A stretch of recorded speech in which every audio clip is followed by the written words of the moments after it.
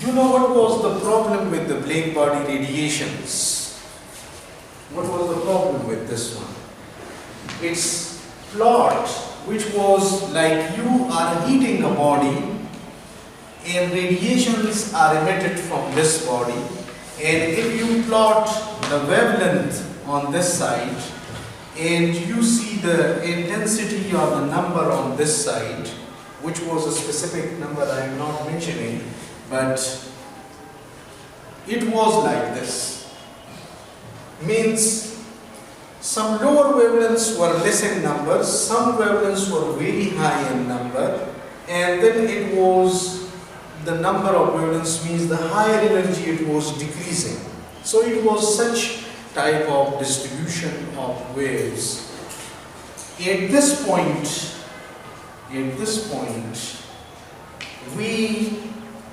some people like Rayleigh Jeans, Wayne's law and all those, they actually explained half a portion of this one, not in full.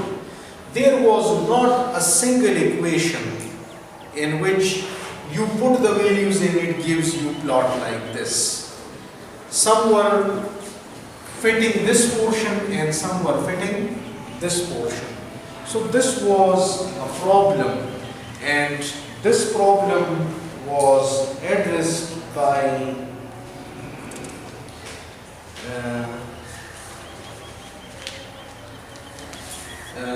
Max Planck, right? This problem was addressed by Max Planck.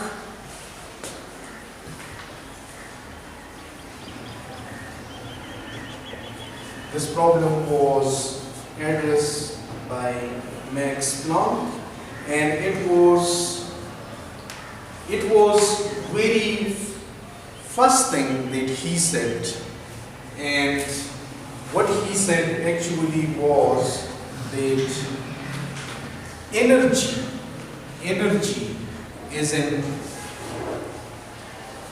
in different modes, and those modes are actually, each mode is given by h nu by e power h nu over kBt, kB the Boltzmann constant, minus 1. I will not discuss the black body radiation in detail, but we'll just take out what I want from this one. Means the very first time he introduced this thing, h, the Planck constant, and he said that energy is not something continuous, but it is actually discrete in nature, and the energy can be written as E equals h nu. Nu being the frequency, h the Planck constant. So these were called discrete packets of energy, and those packets were actually named as quanta. The singular of this is, one packet is called quantum, while many packets will be quantum. So the quantum mechanics actually started from here. So from quantum, it's quantum. And you know about this tussle, that whether light is a wave or it's a particle. It wasn't, you can say, from this point, but you know the very far history, means Isaac Newton, he was of the opinion that light is not a wave, it is particle in nature, and he called those particles as corpuscles. It was corpuscular theory. So those were, he called them corpuscles, he called them quanta. So it is the same thing. While his opponent was Huygens, Okay, his opponent was Huygens. I hope the spelling is right. Okay, I think it is U here or okay, Huygens. Huygens was of the concept that light is a wave.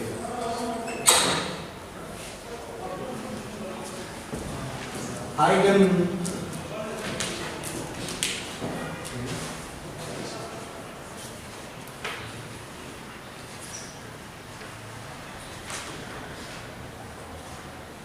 Okay. So Huygens was of the concept that it is actually a wave, particle, corpuscles, and then quanta. So it's the same approach, but different names were given. And Max Planck actually fitted this spectrum very well. And he explained the black body radiation. And then another problem came in after the black body radiation with the photoelectric effect. You know about the photoelectric effect. People were not able to explain the photoelectric effect with the help of wave theory. It wasn't, they were not able to explain by considering light as a wave. So, what Einstein actually did, you know that there were some basic concepts regarding photoelectric effect. That if you take a metal surface,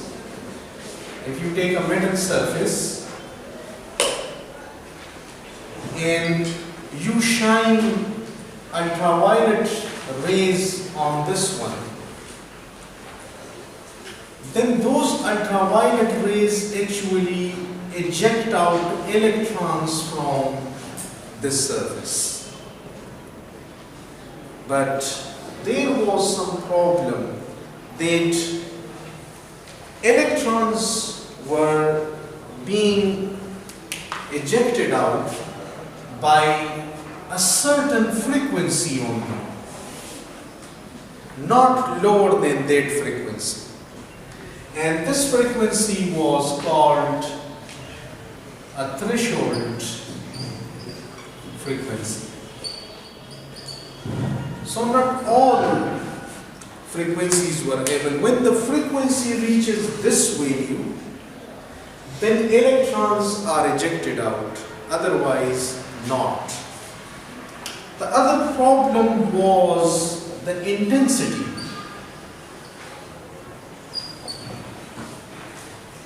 If you increase the intensity of the light, then electrons, and the frequency is below the threshold frequency, then electrons were not emitted. This was a problem. Why not intensity is emitting those electrons? When you match the threshold frequency, means your energy comes exactly equal to the threshold energy or the threshold frequency, then the electrons are ejecting out from the metal surface, and then when you increase the intensity, the number of electrons are increased. But if you are below a threshold frequency, then electrons are not ejected from the metal surface. So what's the problem then? And this issue was solved by Albert Einstein, and for this he got Nobel Prize. He got Nobel Prize for this. So, but the same concept that light is a particle, and Einstein called his particle is photon. So it is the same corpuscle, it is the same quantum which he called is photon. And he established one principle which explained the whole photoelectric effect. He said that one photon will interact with one electron only, right? With one electron only. Like for example, the binding energy, which you call the work function. This work function is equal to h nu naught. This is the work function, or this is the binding energy of the electron to its surface. You know, electrons are plenty on a metal surface, but inside a metal they are having some work function. When, let's say, this work function is equal to 3 electron volt, for example. When the energy of a single photons become 3 electron volt or greater than this one, principally it should be slightly greater than this one. We say greater or equal, but principally this one should be slightly greater than this one in order to conserve the momentum law, the law of conservation of momentum. So if the photon energy is equal to this one or greater than this one, then it will eject out the electron, right? But what about 2 photons? If 2 photons are there and each photon is having 1.5 electron volt energy, then the sum of them is 3 electron volt. Whether those 2 photons will come in, they will be able to eject the electron?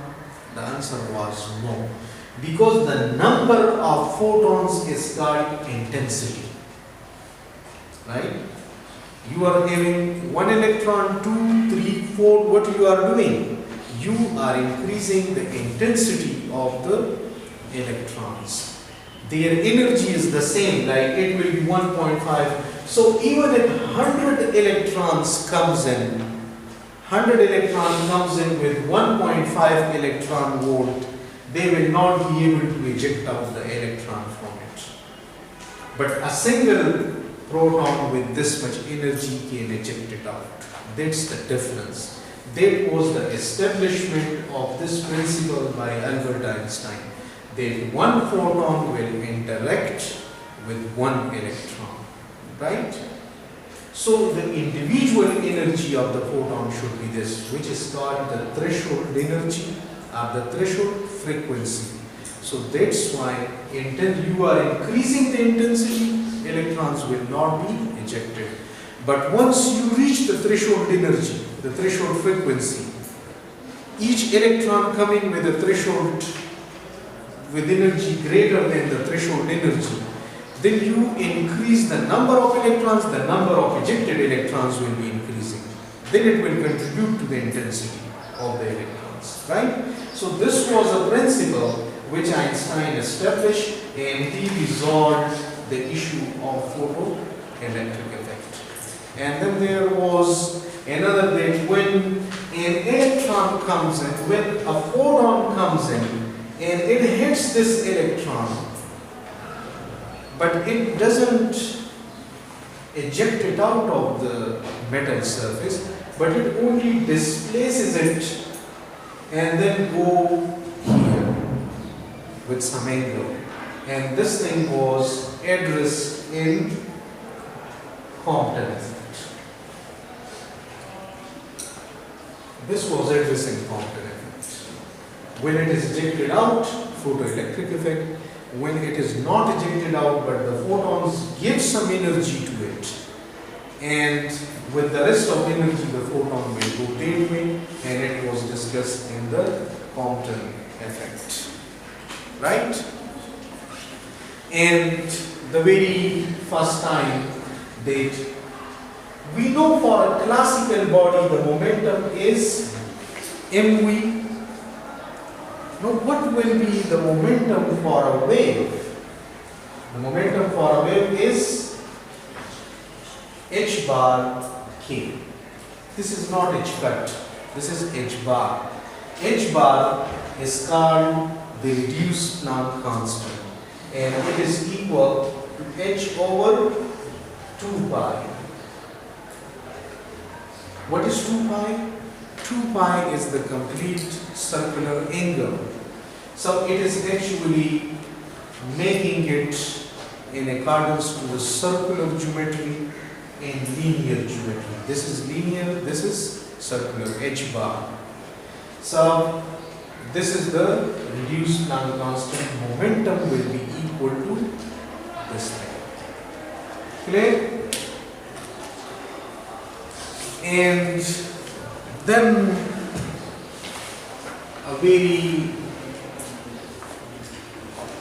another very big question came in, and that very big question which changed almost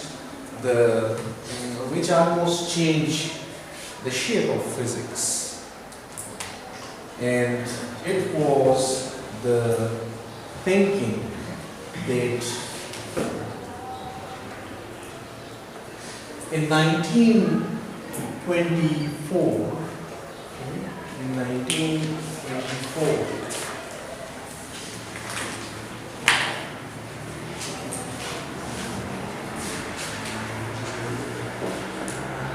Louis de Broglie. In 1924, Louis de Broglie. There was a question, and the big question was that it is okay that the thing that we knew, which are waves, they started behaving like matter. Like light was a corpuscle, or quanta, or photons. Waves behaved like matter. No problem with this one. It was resolved. But whether this thing is true as well, that the matter will behave like wave, this was a big question. Is it possible for the matter to behave like wave? And this was the thesis of Louis de Broglie. You know, it was the Chartist thesis, and you know about it was a hypothesis. You know, de Broglie hypothesis. It was a hypothesis. What is hypothesis? It's like my thinking, what I think. And this was also very dramatic at that time, that there was a person who was very arrogant, and his name was Peter Debye. So Debye was an arrogant person, and he was the head of the department where de Broglie was actually working. Okay. Where he was a student, and he actually said that now we will be giving doctorate degrees on hypotheses. It's a joke. And he actually rejected his work, that this is a childish theory, that is a childlike thinking, that matter will behave like a wave. And he actually, Peter Debye, invited this person